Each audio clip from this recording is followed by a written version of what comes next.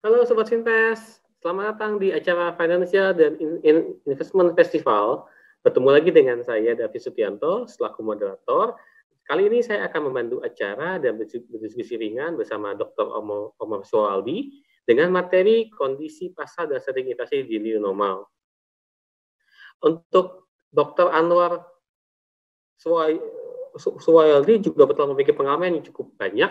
Saat ini menjadi Presiden Direktur dari PT Aberdeen Standard Investment Indonesia, dan sebelumnya juga sudah banyak sekali pengalamannya, dimulai dari tahun 96 menjadi Vice President of Citibank Indonesia, kemudian Deputi Direktur PT Bimantara Citra Tbk, dilanjutkan dengan menjadi Managing Director of Consumer Finance and Senior Executive President PT Bank Mandiri Tbk.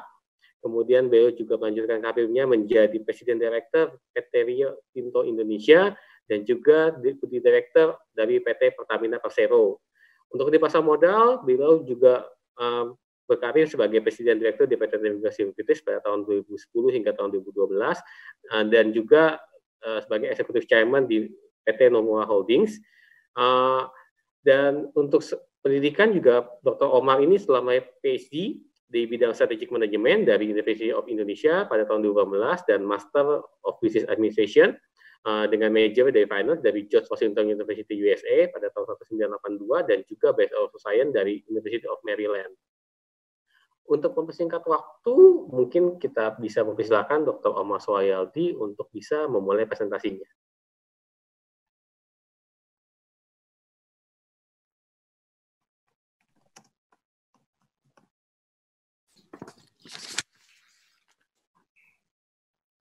Halo David. Ya, halo Pak. Apa kabar Pak? Bisa dengar? Sudah Pak? Udah? Ya. Audionya oke? Oke Pak. Bisa. Oke. Kita sudah jam 3 ya David ya? Ya Pak. Ini kita mulai Pak ya. Halo Sobat Finves. Selamat datang di acara Financial and Investment Festival. Bertemu lagi dengan saya David Sutianto selaku moderator untuk membantu acara dan diskusi ringan bersama dengan Dr. Suwayaldi dengan materi kondisi pasar dan strategi investasi di new normal. Untuk Dr. Omar sendiri, pengalaman sudah sangat banyak sekali. Kalau misalnya kita lihat, saat ini dia sebagai Presiden Director dari PT Aberdeen Standard Investment Indonesia, dan juga sebelumnya juga sudah banyak pengalaman sekali, mulai dari Vice President dari Citibank Indonesia, kemudian Deputi Director dari PT Bimantara Citra Tbk, Managing Director of Consumer Finance and Senior Executive President dari PT Bank Mandiri Tbk, dan juga Presiden Director dari Rio Tinto Indonesia, Deputi Presiden Director dari PT Pertamina Persero, kemudian di pasar modal sebagai Presiden Director dari PT Timega Sekuritas, dan juga Executive Chairman dari Nomura Holdings. Untuk pendidikan sendiri, Dr. Omar meraih PhD di bidang Strategic Management dari University of Indonesia pada tahun 2018, Master of Business Administration dengan major di Finance dari George Washington University USA pada tahun 1982 dan juga Bachelor of Science major in Accounting dari University of Maryland USA pada 1980. Banyak sekali pengalamannya Bapak ya. Semoga dengan pengalaman tersebut bisa di-sharingkan ke teman-teman pada siang hari ini untuk kita mengetahui bagaimana sih kondisi kita dalam strategi dan juga investasi kita menghadapi the new normal, karena ini kondisi yang belum pernah terjadi sebelumnya Pak ya, jadi benar-benar baru sekali bagi kita semua. Oke, untuk mempersingkat waktu kepada Dr. Omar Soayaldi, dipersilahkan Pak. Oke, terima kasih banyak David, selamat sore partisipan, salam sejahtera dan yang terutama adalah salam sehat ya. Semoga di hari Minggu sore hari ini kita bisa menikmati dimanapun teman-teman semuanya berada, tapi kalau saya ini dari rumah, mudah-mudahan wifi-nya masih stabil ya, karena tadi ada selalu unstable.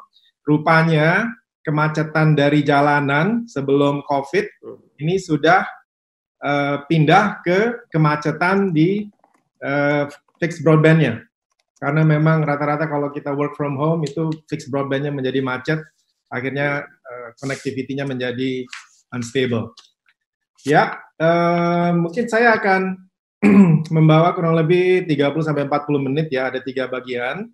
10 menit pertama tentang global view, bagaimana kita, karena Aberdeen Standard Investment ini adalah perusahaan asing. Kalau materinya bisa ditayangkan, tolong dibantu dari Mbak Tiwi. Oke. Karena Aberdeen Standard Investment ini adalah perusahaan asing, jadi kita adalah perusahaan publik yang ada di London. Kita bagian dari FTSE 100. Di halaman berikutnya, tolong ditayangkan. Halaman berikutnya. Berikutnya langsung lagi. Berikutnya lagi. Berikutnya lagi. Berikutnya lagi. Oke, kita mulai nih. Oke, jadi Aberdeen Standard Investment ini kita mengelola kurang lebih, ini tempat yang saya bekerja, saya gabung di tahun 2018 awal, jadi sekarang udah hampir 3 tahun. Dana yang kita kelola, karena kita adalah perusahaan global, hadir di 40 negara, dana yang kita kelola itu 644 miliar US dollar, atau kalau disetarakan dengan rupiah, itu menjadi 9.000 triliun. 9.000 triliun itu lebih besar sedikit daripada industri keuangan di Indonesia. Nah, kita sudah hadir kurang lebih 200 tahun. Standard Aberdeen ini merupakan perusahaan sejak tahun 1892 dan Aberdeen-nya sebenarnya sejak tahun 1980-an dan merger terjadi di tahun 2017 sehingga aset under management kita menjadi amat sangat besar. Di halaman berikutnya, nah, kita hadir di 40 negara termasuk di Indonesia, di Asia, di kawasan Asia Pasifik kita ada di 10 negara dari Australia, Jepang, Korea, Cina, Hong Kong, Malaysia, Singapura dan juga Taiwan. Jadi dari seluruh benua kita ada dan ini memungkinkan untuk kita selalu mendapat informasi yang terkini dari kantor-kantor kita yang ada di 40 lokasi. Di halaman berikutnya kita lihat juga tentang Aberdeen, ada 3 prinsip. Selanjutnya tolong. Ada 3 prinsip yang kita selalu jalankan pada saat kita melakukan investasi untuk para nasabah kami. Nasabah kami kurang lebih dari 644 miliar US dollar itu, 50% itu adalah nasabah-nasabah dari perusahaan asuransi. Jadi mereka adalah medium term to long term investor. Dan sisanya adalah dari pemerintah-pemerintah, dari bank-bank, dari dana pensiun, dan juga dari asuransi-asuransi asing maupun private ya. Satu core principle yang kita lakukan selalu yaitu adalah high quality research. Kita melakukan research oleh diri kita sendiri. Jadi kita dapatkan input-input dari teman-teman dari brokers, tapi pada akhir hari research yang kita tulis, yang kita lakukan adalah yang kita hasilkan sendiri dari klien-klien visit yang ada di seluruh dunia. Dan yang kedua adalah kita menganut konsep tim. Jadi teamwork ini amat sangat penting. Kita percaya dengan tim konsep ini karena juga pemahaman terhadap instrumen investasi akan lebih dalam dan positif hasilnya pada saat kita memang dapat input dari tim yang tim dari investasi dan juga tim dari research kita.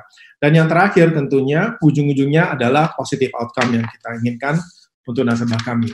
Ada satu hal yang amat sangat penting untuk Aberdeen Standard Investment, yaitu tolong di halaman berikutnya, ESG atau Environmental, Social, dan juga Governance itu merupakan DNA-nya dari Aberdeen Standard Investment, dan ini sudah menjadi bagian dari DNA sejak tahun 1992.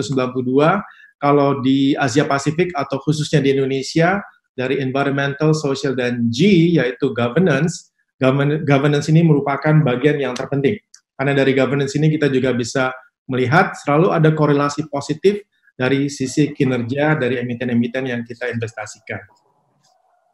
Oke, mari sekarang kita masuk ke global view dan juga macroeconomic forecast. Kalau pembicara sebelumnya bicara tentang technical analysis, saya akan bahas tentang fundamental analysis. Tolong di halaman berikutnya. Ini sebelum kita masuk ke global view ya, ini adalah distributor kita dari OCBC, Mandiri Sekuritas, Moduit, Tanam Duit, Bareksa. Kalau memang tertarik untuk investasi di Aberdeen Standard Investment, silakan masuk ke apps, buka apps-nya. Kalau memang sudah langganan Bareksa, for example, tinggal lihat aja Aberdeen Standard Investment Indonesia. Baik, di halaman berikutnya, Global Overview, tolong. Ya, next.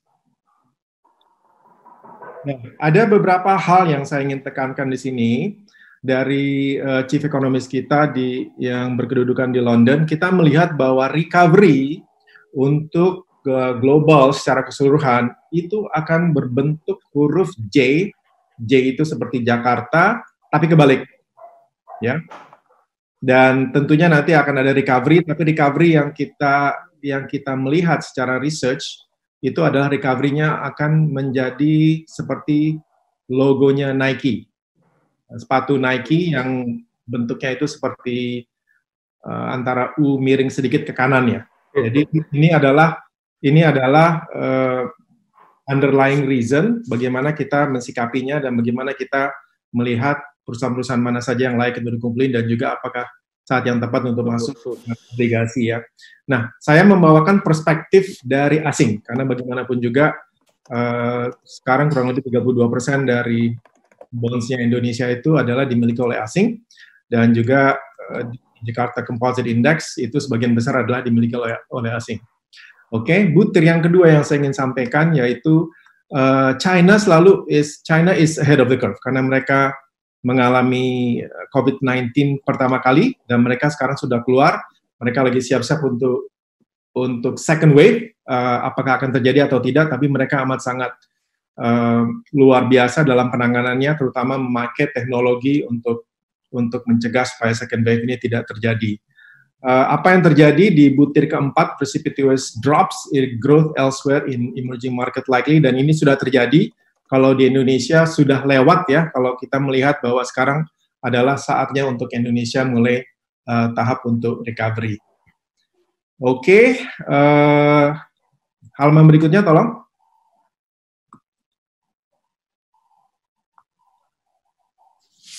Bisa selanjutnya. Nah, kita lihat di sini adalah huruf J kebalik ya. Jadi di tahun 2020 semester pertama luar biasa dan kita memasuki triwulan kedua di mana earnings report dari perusahaan-perusahaan baik itu di Indonesia maupun di luar negeri kita lagi menunggu dan tidak ada berita yang baik tentang hasil dari earnings report di triwulan kedua. Kita melihat bahwa rata-rata semuanya akan anjlok karena memang there's a demand shock dan juga supply sebenarnya tidak ada masalah tapi permintaan karena COVID-19 ini semuanya rata-rata globally, para manusia ini semuanya rata-rata stay at home. Dan yang sebelah kanan itu adalah bentuk hampir logonya Nike ya, di mana recovery Pak namanya 2022. Kenapa Pak David? Logo swoosh namanya kalau Nike itu. Swoosh ya, jadi Nike swoosh-nya.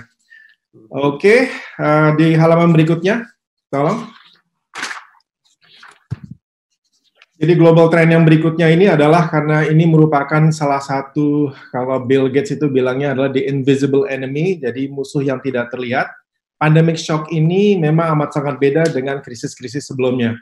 Jadi yang kita melihat bahwa inequality, disparitas antara the have and the have not itu akan membesar di sebelah kiri grafiknya. Dan kalau kita lihat di sini tentunya peran pemerintah itu amat sangat penting. Jadi bagaimana social protection indicator-nya. Kalau kita lihat di sini apabila kita memang menjadi warga negara Jepang, luar biasa penanganannya dan juga coverage-nya untuk social protection. Tapi Indonesia di urutan setelah Filipina dan juga Thailand. Tapi yang berita yang baik adalah dari Kementerian Keuangan dan juga dari Bank Indonesia. Bank Indonesia sudah menyampaikan bahwa akan melakukan quantitative easing versinya Indonesia selama memang diperlukan dan Ibu Menteri Keuangan juga menyampaikan bahwa akan melakukan dukungan sehingga berapapun nilainya untuk kita melewati COVID-19 ini selama 2 tahun, 3 tahun. Mungkin di sini saya mau tanya dulu ya sama si peserta-peserta, partisipan. Rata-rata COVID ini sampai berapa tahun ya? Apakah di bawah 1 tahun, antara 2 sampai 3 tahun, atau di atas 3 tahun? Mungkin saya mau lihat jawaban-jawabannya supaya lebih interaktif sedikit. 1,5, 1 tahun, 2 sampai 3 tahun, 2 tahun. Ada yang bilang 5 tahun nggak ya? Sampai 2022. Oke, rata-rata saya ngelihat 2 sampai 3 tahun. Oke. Ada yang bilang forever. Oh my God. Ada selamanya, Pak. Nggak ada vaksin. Oke, jadi kalau kita ambil komentar-komentarnya ini antara 2 sampai 3 tahun. Dan itu merupakan estimasi yang tepat. Nah, oleh karena itu di halaman berikutnya kita dari investment house Aberdeen Standard Investment ini memiliki senario-senario planning.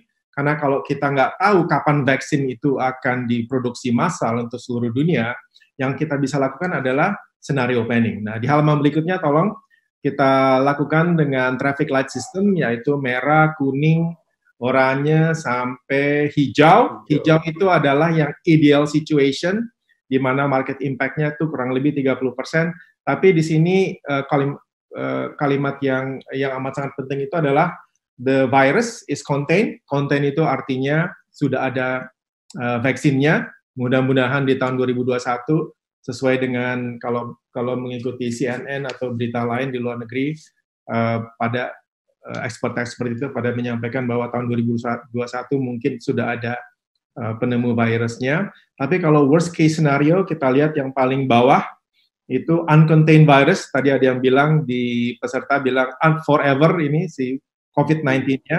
Jadi uncontained virus, reverse J, deep protracted depression, dan juga loss of output. Jadi ini adalah senario yang kita tidak inginkan. Kalau kita lihat di flu tahun 1918, itu wave-nya kurang lebih ada 5 wave. Jadi wave 1, wave 2, wave 3. Nah, kalau kita tadi pagi saya lihat CNN di Amerika, itu kasus-kasusnya udah mulai spike up ya. Dan ini harus diwaspadai karena memang vaksinnya belum ada sama sekali. Jadi kalau kita sudah kena COVID-19, yang kita harapkan adalah matahari dan juga vitamin-vitamin yang dimana kita harus masuk ke rumah sakit. Mudah-mudahan ada ventilatornya dan berharap diri kita bisa melawan COVID-19-nya sendiri, virusnya sendiri. Oke, baik. Kita berikutnya, kita melangkah ke halaman berikutnya lagi. Nah, kita lihat di sini policy response. Indonesia is not bad. Jadi kalau kita lihat di sini ini di urutan ke-10-an ya.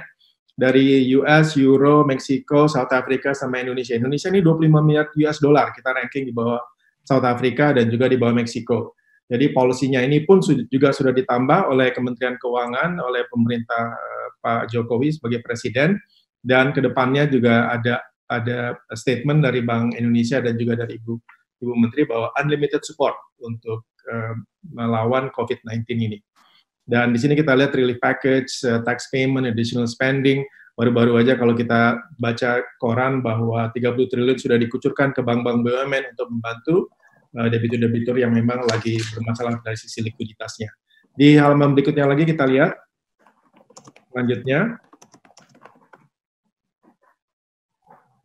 Nah, saya ingin kurang lebih 5 menit deh. Kita melihat, ini adalah survei dari McKinsey. Coba di halaman berikutnya. Survei dari McKinsey amat sangat baik sekali tentang behavior dari consumer kita. Ini samplingnya kurang lebih 712, memang tidak representatif, tapi ini represent umur 20 ke atas dan kurang lebih mencerminkan urban centers di Indonesia ya. Dan consumer survei ini amat sangat penting. Kenapa? Karena 70% dari ekonomi Indonesia itu adalah consumption. Jadi konsumsi itu merupakan komponen paling besar dari ekonomi kita. Nah, kita lihat di sini bahwa economic recovery, bentar saya oke. Masyarakat Indonesia rata-rata udah mulai pesimis. Jadi sejak Maret, April, Mei udah mulai pesimis. Walaupun kita PSBB-nya sudah mulai diangkat pelan-pelan, ada beberapa provinsi yang sudah mulai dibuka, tapi tetap pesimisme itu tetap ada. Di halaman berikutnya, spending, jadi pengeluaran, terutama pengeluaran yang discretionary ya, itu dipotong. Jadi kalau kita lihat di sini, kalimat yang paling bawah itu yang 82%, I have to be very careful how I spend my money. Jadi saya harus hati-hati, karena kedepannya saya nggak tahu bagaimana, apakah nanti gaji saya bisa dipotong, dan juga biaya-biaya ini harus saya tekan, dan saya harus banyak menghemat untuk savings. Silakan halaman berikutnya. Ya, 3/4 dari Indonesia merasakan bahwa savingsnya mereka itu menurun. Nah, ini mungkin adalah pada saat karyawan-karyawan ini mulai dirumahkan ya. Jadi mereka merasakan pemotongan gaji atau hal-hal yang lain yang sehingga mereka bilang bahwa savings mereka juga menurun. Di halaman berikutnya, tolong.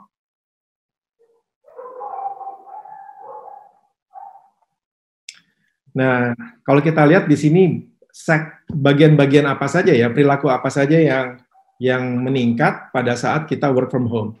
Yang paling tinggi di sini adalah entertainment at home. Jadi karena kita work from home, ada peningkatan kurang lebih 13% dari survei yang kurang lebih 2 minggu yang sebelumnya, dan juga peningkatan dari sisi pembelian groceries melalui online. Jadi ini merupakan household essentials yang dimana keluarga-keluarga besar ini tetap harus memilikinya. Oke, di halaman berikutnya ini ada grafiknya, tolong. Ini lebih bagus lagi secara untuk menyajikan informasinya. Jadi kalau sebelah kanan yang warna biru muda itu adalah entertainment at home. Ini peningkatannya luar biasa ya di sisi kanan, dan pengeluaran yang paling dahsyat turunnya itu adalah jewelry sama rokok. Saya nggak tahu kenapa rokok ini mengalami minus ya. Mungkin karena awareness tentang kesehatan sehingga dan juga asosiasi antara rokok dengan COVID-19 ya. Jadi ini merupakan satu hal yang muncul dalam survei dari McKinsey ini. Di sini juga ada groceries, ada household supplies. Ini adalah merupakan household essential yang meningkat. Oke, kita lihat di halaman berikutnya lagi. Nah, seperempat daripada konsumen yang disurvei itu udah switch brand, mungkin isinya, kontennya mungkin sama, tapi mereknya tuh dicari yang lebih murah karena memang ingin melakukan penghematan dari sisi pembiayaan sehari-hari. Tolong di halaman berikutnya. Dan juga yang ini adalah karena memang work from home, cooking at home. Jadi masak di rumah ini merupakan kegiatan aktivitas yang paling besar. Ada juga remote learning, education, pendidikan, dan juga nonton TV atau video konten. Ada peningkatan 54%, dan yang paling bawah itu adalah online shopping untuk grocery. Jadi ini adalah perilaku-perilaku yang terjadi pada saat kita lagi work from home. Tolong di halaman berikutnya. Apa yang amat sangat penting pada saat kita work from home dan pada saat pandemi ini berlaku, yaitu public health, yaitu kesehatan. Bagaimana rumah sakit kita, bagaimana center-center untuk rumah sakit itu memberikan keyakinan ya, kenyamanan, dan juga bahwa kita apabila kita terjangkit dengan COVID-19 virusnya, ini kita tahu apa yang kita harus lakukan. Dan ini merupakan satu hal yang amat sangat penting karena memang belum ada vaksinnya ya. Karena itu selalu menjadi topik utama nomor 1. Tolong di halaman berikutnya. Mungkin kita percepat aja ya. Coba langsung aja ke halaman 28. Karena saya mau masuk ke pasar modalnya. Oke. Ya, halaman berikutnya lagi. Oke. Nah, faktor yang amat sangat penting di sini adalah tentunya karena situasi COVID-19 adalah cleaning dan sanitation. Jadi sanitizer dan juga tisu-tisu basah, masker, dan barrier ini perilaku masyarakat Indonesia ini amat sangat penting dan merupakan hal yang top of mind. Ini berbeda dengan negara di Eropa maupun di Amerika yang dimana rata-rata kalau di kota provinsi Florida mereka tidak mau pakai masker. Jadi kalau masyarakat Indonesia, alhamdulillah masih ingin pakai masker. Di halaman berikutnya, tolong. Oke, coba kita terus saja ke halaman 33. Ya, nah, saya mau masuk, karena udah jam 2:35, saya mau masuk langsung ke pasar modalnya. Tadi udah kita lihat sekilas tentang perilaku konsumer Indonesia, jadi consumption itu kurang lebih 70% dari bagian dari ekonomi Indonesia. Nah, saya ingin langsung ke pasar modal karena memang kalau kita lihat dari sisi indeks kita ya, kita ini ranking ke bawah di grafik yang paling kiri. Jadi JCI indeks kita ini lebih parah daripada IBEX. IBEX itu adalah pasar modal di Spanyol, kita paling parah. Kita bandingkan dengan di sini dengan DAX, dengan siapa lagi ya, dengan SET, dengan Hong Kong Stock Index, dengan CAC dari Prancis, kita paling parah. Tapi setiap kali kita paling parah, sebelah kanan itu recovery-nya pun kita sebenarnya ada potensi. Jadi potensinya itu bagaimana dan kapan nanti kita akan bahas lagi ya. Jadi kalau dari sisi overall Jakarta Composite Index ini sudah turun kurang lebih 40%. Sekarang kita indeks ada di 4.900-an. Sebenarnya ya, kalau kita lihat di tahun 2020 dan kita balik 10 tahun ke belakang,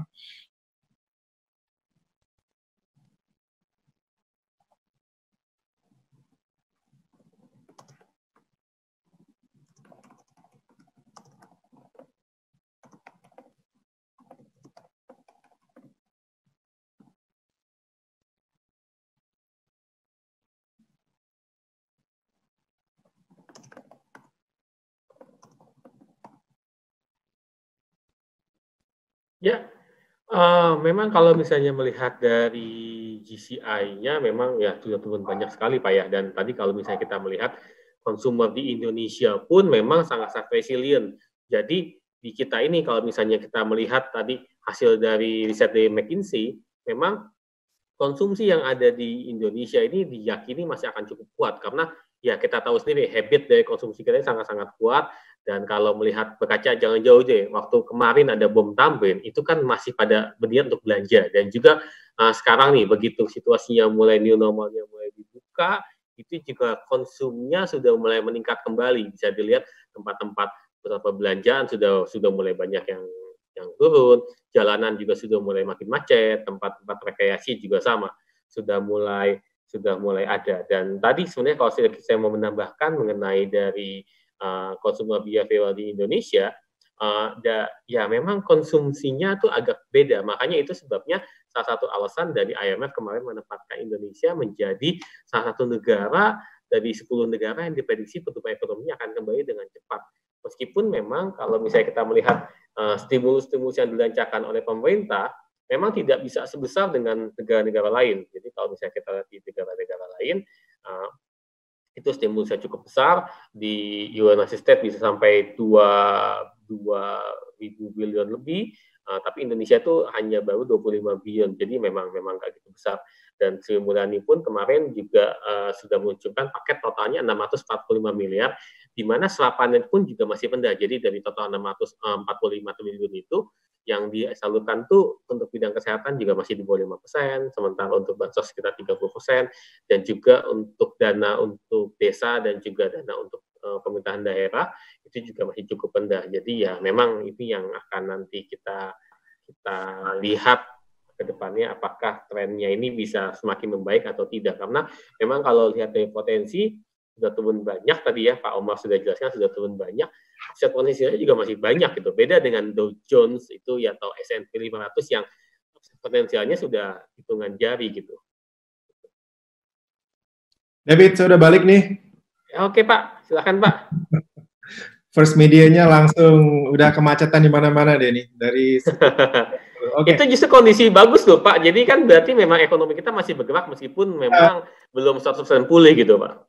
Jadi kalau banyak kemacetan, jadi sama kita harus kumpulkan, yaitu Telkom kan. Udah kode tuh Pak ya. Silakan Pak, lanjutkan Pak. Udah kode. Oke, coba di halaman berikutnya lagi deh. Ini kita udah 239 ini. Nah, prinsip-prinsip untuk kita masuk ke pasar modal ya.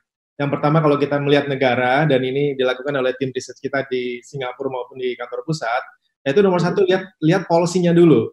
Policy dari pemerintah itu bagaimana?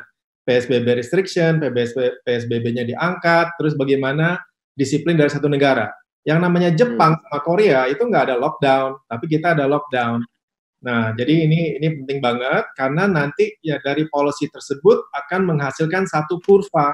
Kurvanya itu harus landai atau harus ditekan atau harus flatten yang akan mengakibatkan nomor 3 recovery curve. Pada saat ada recovery curve, uang dari asing bakal masuk, terutama juga dari Aberdeen Standard Investment. Kita sudah masuk di obligasi pemerintah ya, karena ya, betul. Kita pernah keluar pas sekarang kita udah masuk lagi. Jadi ini prinsip yang harus kita ingat selalu ya pada saat mau masuk ke saham maupun ke obligasi. Di halaman berikutnya juga, tolong. Nah, bagaimanapun juga yang namanya exchange rate atau kurs ini amat sangat penting di Indonesia. Jadi selalu kurs yang stabil ini menghasilkan Jakarta Composite Index yang juga stabil dan meningkat. Nah, kalau kita lihat tarik ke belakang sampai tahun 2005 sampai tahun 2020, itu yang namanya flow driven, dia turunnya cepat, juga recovery-nya juga cepat. Jadi flow driven ini kalau nggak salah 2005 ini adalah fuel subsidy, 2008 adalah global financial crisis, tapi fundamental driven outflow yang dari tahun 2010 sampai tahun 2015 ini adalah current account deficit, yang dimana pemerintah harus melakukan fixing ya current account deficitnya dari sisi balance of payment, bagaimana kita bisa meningkatkan ekspor dan juga mengurangi import, karena memang ekonomi kita ini adalah ekonomi dollar driven ya. Semakin makmur Indonesia, semakin meningkat GDP-nya, dolar yang dibutuhkan juga meningkat. Nah, oleh karena itu recovery dari fundamental driven ini amat sangat pelan ya. Flow driven di tahun 2018, tahun 2020, kalau nggak salah ini ada trade war tahun 2018. Jadi selalu ingat tentang efeknya. Jadi efek yang diperlukan untuk Jakarta Composite Index ini untuk meningkat dan stabil itu adalah rupiah yang stable ya. Stable itu bukan berarti kuat atau lemah, tapi konsisten dan bisa predictable. Coba di halaman berikutnya lagi. Jadi selalu ingat tentang efek. Ini lihat yang di grafik bar grafik yang warnanya abu-abu. Ini adalah uang-uang yang masuk kembali. Pada saat keluar, taruhlah kita ambil tahun 2015. Keluarnya kurang lebih 25 ya hampir 25, baliknya tuh, wow, baliknya hampir 5 kali lipat. Ya, jadi ini dari sekarang sampai 3 tahun ke depan, kalau memang tadi partisipan pada percaya pandemi ini akan berlangsung kurang lebih 3 tahun, ini kesempatan yang baik ini untuk kita masuk. Kapan masuknya? Ya kita harus dollar averaging ya, kita kalau Aberdeen selalu percaya tentang fundamental analysis, dan we know that we cannot time the market timing itu amat sulit. Jadi apa yang kita pilih itu adalah perusahaan-perusahaan yang memang solid dari sisi balance sheet-nya. Coba kita berikutnya lagi, saya akan cepat sebelum untuk. Nah, ini saya akan tes sedikit GDP 2020 official forecast itu, kita GDP-nya tuh untuk tahun 2020 adalah minus 0,4 sampai 1%. Mungkin di sisi minusnya, tergantung dari triwulan ketiga sama triwulan keempat. Triwulan kedua itu sebentar lagi akan diumumkan. Nah, di sini adalah saatnya untuk kalau memang mau masuk, saat yang tepat untuk kita masuk ke saham maupun ke reksadana. Karena kan defisit kita di estimate kurang lebih 3,3%, yaitu lebih tinggi daripada tahun 2019, dan FDI akan lemah sekali. Yang akan masuk sekarang adalah portfolio flow, termasuk dari obligasi ke government bonds ya. Coba di halaman berikutnya lagi. Ini lewatin aja. Ini semua orang udah pada tahu bagaimana rumusnya. Oke. Ini adalah sektor-sektor lebih dari 10 yang antara overweight sama neutral. Kita melihat otomotif penjualan turun kurang lebih 96% ya selama April dan Mei. Dan Astra akan jual sahamnya di Bank Permata, jadi cash flow-nya ini akan kuat sekali. Dan pada saat ekonomi mulai terbuka lagi, mulai kembali lagi, ini akan menurut kami, analisa kami akan meningkat. Banks juga, terutama bank-bank seperti BCA, BRI, ini adalah bank-bank yang solid, termasuk juga Mandiri. Semen, very soft demand, tapi nanti dalam kurun waktu 2-3 tahun, medium term, properti akan menggeliat lagi. Batu bara karena harganya sudah di bottom industrinya. Market leader di sini adalah Adaro Construction. Di sini masih neutral. Consumer stable ini adalah defensive stock yang namanya Unilever ataupun Mayora. Healthcare pada saat COVID-19, apakah ketemu vaksinnya atau tidak, healthcare tentunya menjadi bagian dari ekonomi yang amat sangat penting. Media, metals, pharma, ada Kalber di sini satu. Dan yang netral ini adalah tobacco. Jadi telco, saya suka sekali dengan Telkom di sini karena memang pada saat work from home ya permintaan dari FBB atau fixed bandwidth broadband-nya akan meningkat dan akan pol dan akan macet terus. Oke, ini adalah sektor-sektor yang kita melihat akan dari sisi overweight ya, dari sisi asing akan masuk ke sektor-sektor tersebut. Di halaman berikutnya lagi, tolong. Valuation dari Indonesia, Jakarta Composite Index amat sangat murah. Maka itu kalau kita di asing melihat tinggal nunggu waktu untuk kita masuk. Ya, kapan masuknya tentu pasti kita akan masuk. Biar kita nggak akan timing the market, kita akan masuk dengan averaging. Silakan, halaman berikutnya lagi. Rupiah juga sudah mulai menguat, mulai stabil pada saat hampir mendekati 17.000 rupiah per satu US dollar. Itu overshoot dan rupiah menjadi undervalue, sekarang udah 14 ribuan. Dan kalau kita memang berkisar di 14 ribu saja selama 1 tahun, 2 tahun, 3 tahun, JCI akan menguat. Oke, berikutnya lagi. Oke, nah ini tips-tips apa sih yang diperlukan pada saat kita mau masuk invest di pasar modal.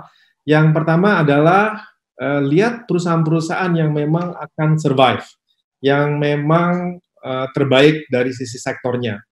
Harus defensif dalam waktu short term ya. Short term itu 1 tahun sampai 2 tahun ini, karena kita nggak tahu vaksinnya ketemu atau tidak. Kalau memang baru ketemu tahun 2022, ini merupakan worst case scenario ya. Tapi kita bisa mulai ngumpulin, kita mulai masuk pelan-pelan. Terus market leader, perusahaan-perusahaan yang memang nomor 1 di sektornya, itu rata-rata punya balance sheet yang kuat.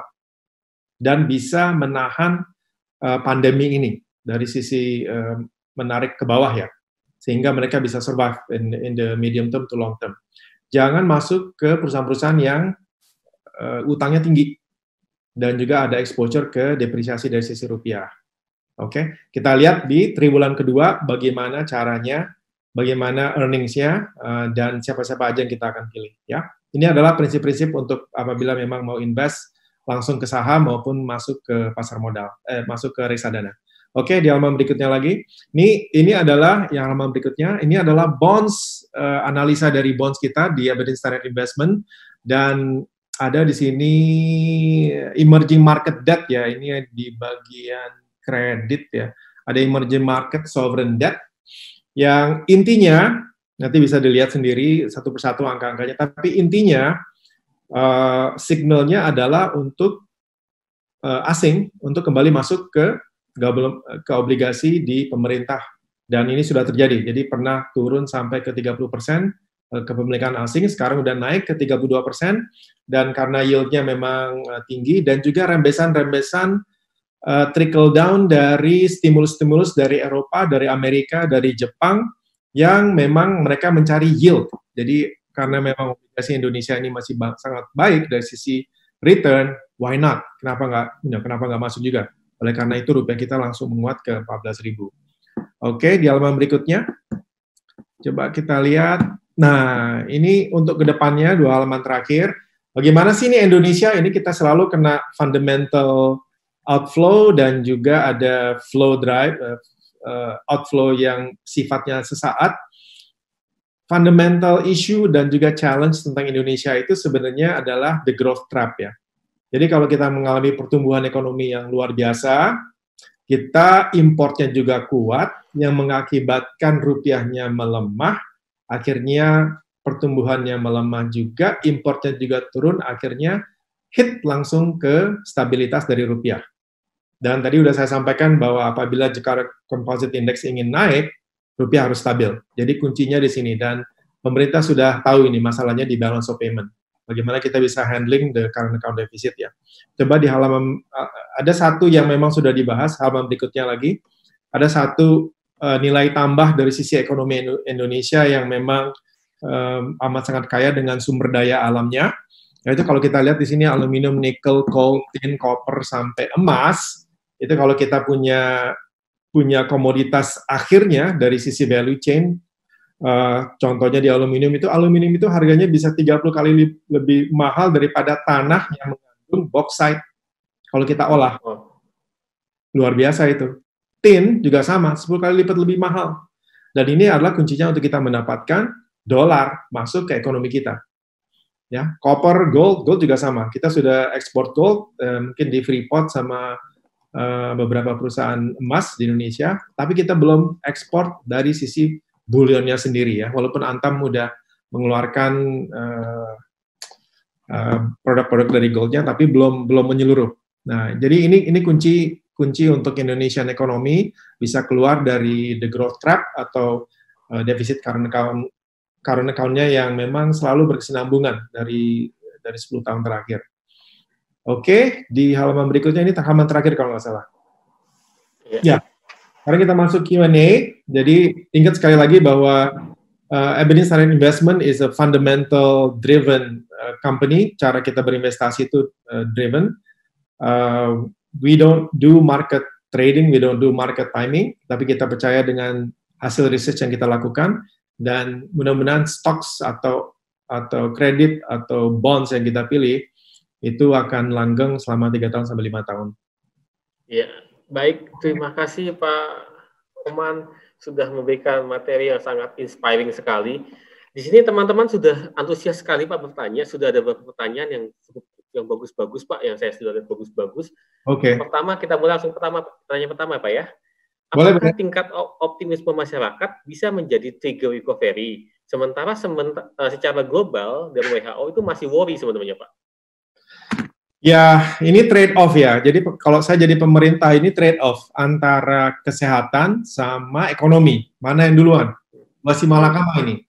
Kalau memang terlalu lama di PSBB, seluruh provinsi, terutama Jakarta. Jakarta itu kan kurang lebih 50% dari GDP Indonesia.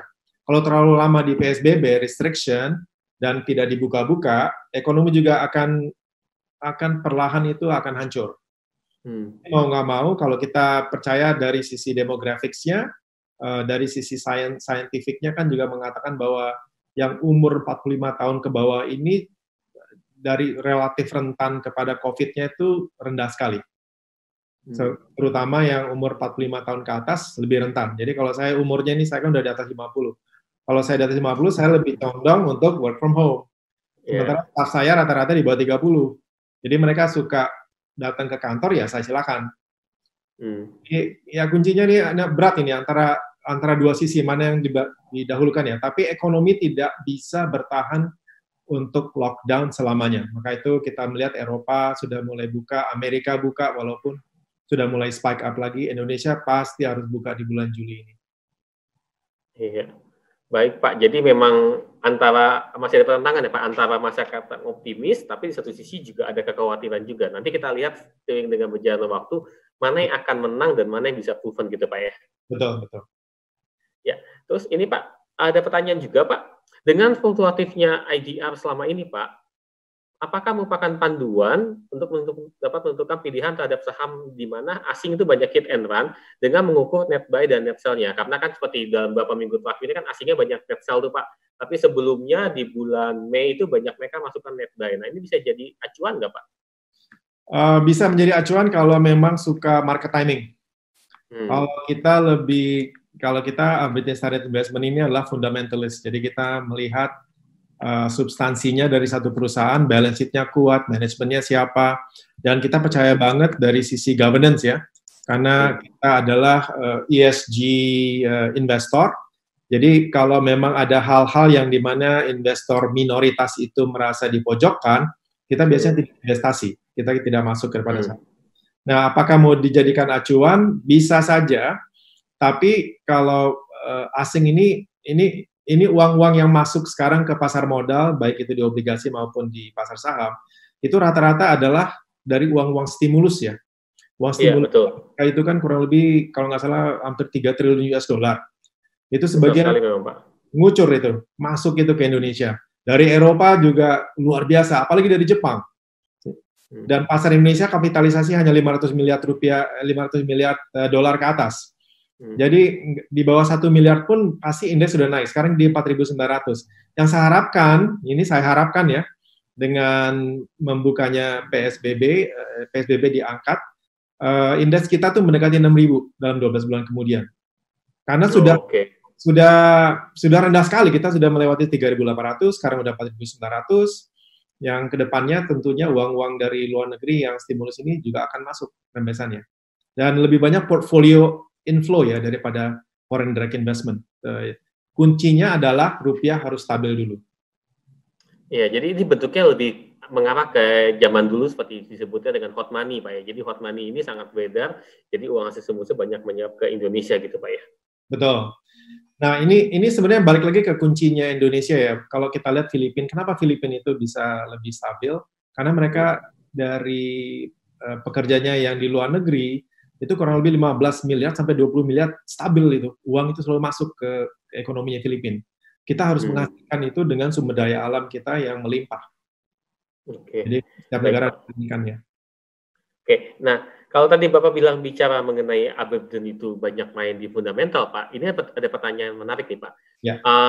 Dia nanya top 5 saham yang dikolek Aberdeen yang di masa pandemi ini, Pak. Bisa dijawab nggak, Pak? Oh, kalau kita ngeliat tadi udah saya bilang kan Telkom, ya karena ini sekarang udah macet banget ini di broadband-nya. Itu kita suka. Terus kalau bank ya BCA lah ya, BCA ini kan memiliki lebih dari 50% market share di payments. Bagaimanapun juga, kalau kita work from home, kita buka ke website untuk e-commerce, kita perlu payments ya. Kita pasti pakai BCA satu dari dua. Terus kalau dari sisi satu hal, iya dari sisi sektor yang lain itu healthcare. Healthcare pemainnya cuma satu ya, Hermina ya di situ ya. Ada Silo, Hermina, Pak. Ya, Hermina kayak. Ada Hill. Jadi nggak banyak memang sih Pak pemainnya. Ya, kalau bank lagi yang memiliki market share besar itu adalah BRI, solid dari sisi segmennya yaitu di mikro dan kecil, nggak ada tandingannya di situ. Yang defensif kita di Unilever ya, lalu nama-nama yang saya sebutkan tadi. Kalau otomotif tentunya Astra. Jadi ini perusahaan yang saya sebut ini adalah perusahaan yang solid. Jadi kalau ada yang mau main trading saham in out satu hari, ya ini liquidity-nya cukup dah, lebih dari cukup. Liquidity lebih dari cukup, tapi kalau Bapak tadi sebut ini, berarti ini secara fundamentali ini oke punya, solid punya, jadi bisa secara jangka panjang maupun jangka pendek nih, both way oke semua Pak ya? Iya, kalau jangka pendek tentunya harus main technical analysis seperti pembicaraan sebelumnya. Iya, harus pakai market timing. Terus ada lagi pertanyaan nih Pak dari Pak Yudi Priambodo, bagaimana kalau pemerintah tergoda mencetak uang lagi dengan penguatan terhadap nilai US dollar sehingga akan mengganggu stabilitas rupiah untuk bisa recovery, Pak? Ya, statement yang diberikan oleh Kementerian Keuangan itu adalah supaya pasar itu nggak panik ya. Jadi selama nggak tahu nih vaksinnya akan kapan ditemukan, sehingga bottom risk-nya itu sudah tidak dalam lah. Jadi kita bisa mengukur dari sisi pengamat asing ya. Nah, apakah dengan QE ini akan mengakibatkan rupiah melemah atau menguat? Nah, kalau saya melihat bahwa uang stimulus dari EU, dari European Union, dari Amerika, dari Jepang, tiga negara tersebut itu sudah jauh di atas Indonesia. Jadi kita nggak ada apa-apanya. Itu sudah triliunan, mungkin 5 kali, 10 kali lipat lebih besar daripada ekonomi Indonesia. Jadi QE-nya Indonesia, saya mengharapkan dalam short term, itu dari sisi inflasi akan tidak begitu dahsyat ya. Inflasi masih tetap terkendali tahun ini, tahun 2020, dan juga 2021. Jadi rupiah tetap akan di 14.000, BI sama Kementerian Keuangan tahu sekali bahwa stabilitas rupiah itu amat sangat penting untuk kita bisa membuat budget. Kalau rupiah lompat-lompat dari 14.000, 15.000, 6.000, kita bikin budget pun kita harus revisi setiap bulan kan, kalau kita kerja di betul. Ya, jadi saya nggak begitu khawatir karena langkahnya BI sama Kementerian Keuangan pemerintah sudah tepat dan sudah benar. Oke, jadi memang harusnya untuk USD dan IDF-nya masih bisa stabil karena pemerintah juga pasti akan melakukan perhitungan ya Pak sebelum mereka mencetak uang atau menambah stimulusnya. Kalau dirasa agak melemahkan tentu juga tidak akan mereka ambil keputusan itu ya Pak ya. Ya, betul Pak David. Oke, lalu nih Pak ada lagi Pak pertanyaan Pak. Bagaimana Pak ekonomi Indonesia bila uang dari tax amnesty nih Pak bisa keluar lagi ke luar negeri Pak? Itu mungkin nggak Pak? Oh, tax amnesty sudah lewat ya, 2019 kan? Jadi udah lock up periodnya sudah selesai. Jadi sekarang tax amnesty, uang-uang tax amnesty yang memang lock up 3 tahun di Indonesia sudah bebas mau invest di luar negeri, mau invest dalam negeri, Nilainya juga saya melihat dampaknya nggak begitu besar ya sekarang ya, karena outflow dari saham dari kepemilikan asing di saham dan juga di obligasi jauh lebih besar daripada tax amnesty. Dan kembalinya dana-dana dari asing tersebut balik ke Indonesia, itu yang membuat rupiah menguat. Jadi nggak begitu signifikan kalau menurut saya. Iya, baik Pak. Dan tadi Pak, menurut vaksin Pak, kemarin saya baru saja baca riset dari WHO Pak. Di sini saat ini sudah ada 16 vaksin Pak yang masuk dalam fase fase untuk testing, di mana yang paling menjanjikan itu dari AstraZeneca dan Oxford itu sudah masuk di tahap 3. Jadi kalau sudah tahap 3 itu harusnya hitungan bulan, ya setidaknya awal tahun depan itu sudah bisa jadi vaksinnya kalau tidak ada kendala. Gitu. Jadi memang optimisme di pasar juga melihat kondisi vaksinnya sudah mau jadi juga sudah cukup tinggi, dan memang ketemunya vaksin juga tidak menyelesaikan masalah karena untuk menyuntikkan vaksin itu ke seluruh populasi di dunia kan juga butuh waktu dan butuh sumber daya juga, tapi setidaknya sudah ada titik terang gitu. Iya. Lihat. Gitu. Kalau komentar saya tentang vaksin, kalau kita baca berita kan berita tentang WHO, habis itu drug producer company, AstraZeneca, Genecor, sama yang lain-lain ya. Mereka selalu berlomba-lomba. Tapi ada satu organisasi yang diem, yaitu apa? FDA. Kalau di Amerika itu namanya Food and Drug Administration. Mereka ini adalah badan yang menyetujui vaksinnya, apakah sudah aman untuk manusia. Mereka diem dan mereka tahu kalau lihat sejarah ke belakangnya, itu butuh waktu, itu ngomongnya tuh tahunan. Jadi ya boleh berlomba-lomba, mungkin vaksinnya ini mau vaksin yang pasif, efektivitasnya mungkin nggak tahu ya 80-90%, tapi yang penting di sini adalah hope ya, harapan. Harapan ya, market akan recover, harapan bahwa COVID-19 ini ada vaksinnya sehingga kita bisa balik ke normal ya. Tentunya tidak sama seperti before COVID, tapi balik ke situasi yang dimana kita tidak berdiam di rumah saja. Tapi saya, ya selama ini FDA diam aja ya, karena di mereka.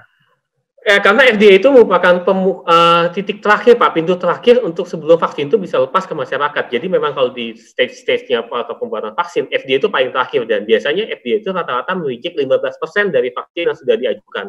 Jadi ada potensi juga vaksin ini bisa di-reject juga oleh mereka. Kalau misalnya nanti sudah selesai uji klinis dan segala macamnya, itu mereka berhak untuk mereject itu Pak. Dan ngomongnya tahunan, kalau mau menyetujui itu ngomongnya 1-2 tahun, jadi lama.